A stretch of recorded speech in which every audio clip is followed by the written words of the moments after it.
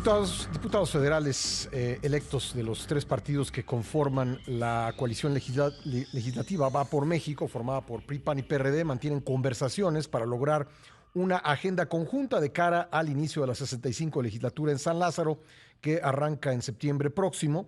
Se barajan por lo menos tres acuerdos, entre ellos el que los más de 200 diputados de PAN, PRI y PRD se mantengan unidos como un solo frente legislativo durante los 3 años que dure esta legislatura, a fin de que les corresponda la mesa directiva de la Cámara Baja.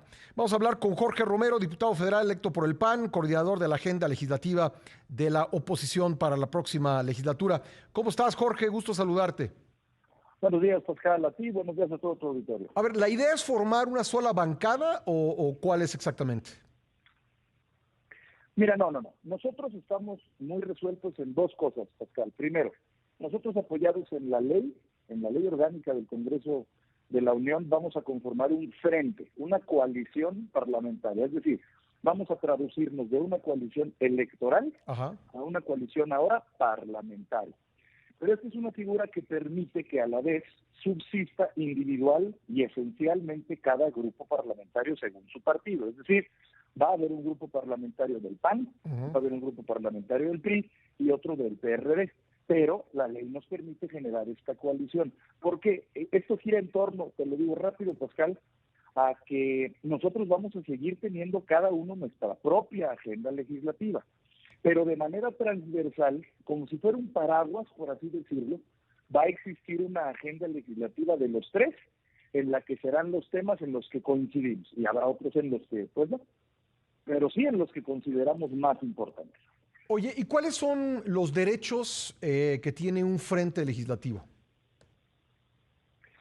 No hay ninguno que sea distinto al que como grupo parlamentario ya tengas. Es decir, este frente o coalición, más que una decisión jurídica, por así decirlo, es una decisión política. Es una decisión de ir juntos. Pero vaya, pero la figura existe legalmente, la figura de frente. Se menciona en la ley orgánica y en el reglamento como un frente. Sí. Podrán los grupos parlamentarios hacer un frente, así dice, sin que implique ninguna prerrogativa, derecho u obligación distinto a los que se tienen como grupo. Que en este caso, Pascal, yo insisto, y es lo que más nos importa que escuche la gente. Es decir, a ver, va a haber puntos, Pascal, en donde, por ponerte un ejemplo, el PRD opine de una manera en algún tema muy específico y el PAN distinto. Eso ya lo tenemos muy preclaro, muy. Vamos a respetar cada quien nuestra identidad, nuestra historia, cada quien con su agenda. Pero te digo cuáles son los puntos en los que sí vamos a funcionar como coalición.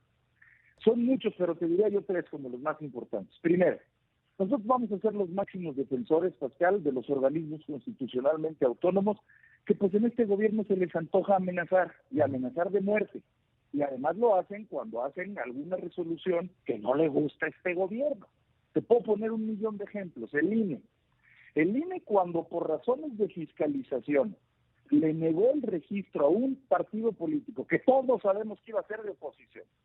Entonces la reacción de este gobierno fue grabar un videíto muy sonrientes, sin ninguna queja para el INE. Sí, pero cuando el INE, otra vez por razones de fiscalización, le impide el registro de una u otra candidatura, entonces arde Troya. Entonces todo el oficialismo amenaza con sustituir a los consejeros o incluso desaparecer al INE para que lo volviera a absorber Gobernación. Ya nada más les hubiera faltado luego nombrar de titular de Gobernación a Bartlett, ¿no? Para que ya estemos 30 años atrás en el pasado en este país. Amenazar al INAI, amenazar a la Auditoría Superior de la Federación porque no les gustó las observaciones que le hicieron a su primer cuenta pública. Bueno, ahí es donde vamos a actuar en conjunto, Pascal, ahí es donde se van a topar contra pared con nosotros. Segundo, para no extenderme, nosotros vamos a querer ejercer un control también presupuestario, es decir, nosotros sabemos que para reformar la Constitución se ocupa una mayoría calificada que ya no tienen, pero para el presupuesto se ocupa una mayoría absoluta, es decir, mitad más uno, que sí tienen.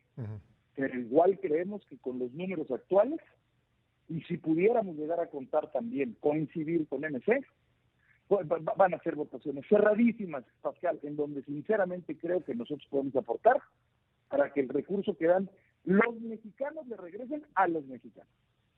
Ahora, ¿qué tan confiados están en este frente legislativo opositor que los votos que tienen en el papel pues van a, digamos, traducirse en los hechos? Y me refiero a los puntos de agenda en los que están de acuerdo los tres partidos. ¿Se van a mantener unidos o tienen alguna duda que algunos pudieran fugarse hacia el oficialismo? Mira, ¿cómo te diré? Nadie puede ver el futuro, pero si me preguntas a mí, yo te diría dos cosas. Yo sinceramente no creo que nadie lo vaya a hacer. Te voy a decir por qué.